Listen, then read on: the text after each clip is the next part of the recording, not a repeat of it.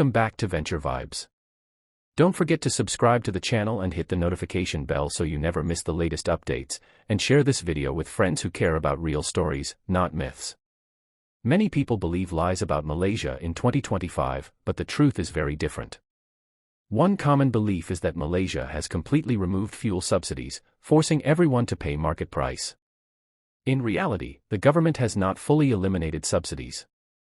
Instead, subsidies for RON 95 fuel remain but are limited to Malaysian citizens with valid driving licenses, capped at a certain number of liters per month, while foreigners pay the unsubsidized price.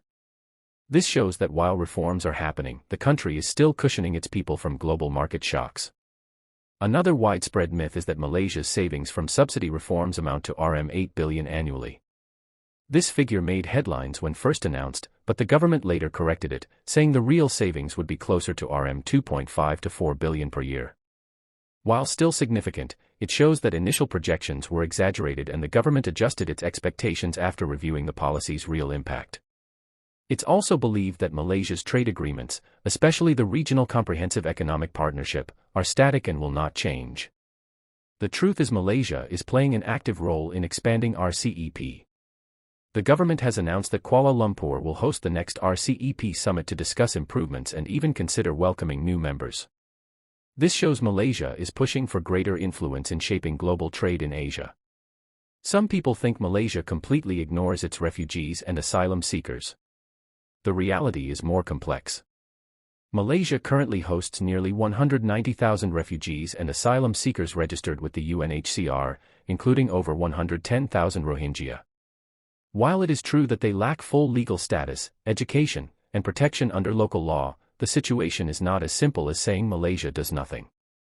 The country has allowed UNHCR registration and provides some humanitarian support, but there are still major challenges. Another lie is that Malaysia rarely sees protests and that the public is mostly satisfied with leadership. In 2025, thousands of Malaysians joined large rallies in Kuala Lumpur demanding Prime Minister Anwar Ibrahim's resignation. The protests were sparked by the rising cost of living, subsidy adjustments, and other government policies. This shows that public dissatisfaction is real and Malaysians are not afraid to speak out. Finally, many assume Malaysia is behind in regulating technology, social media, and AI. This is false. Malaysia has introduced new regulations, including the Cybersecurity Act, and now requires major social media platforms with over 8 million users to obtain a license to operate. The government also recently tightened restrictions on the movement of US-made AI chips.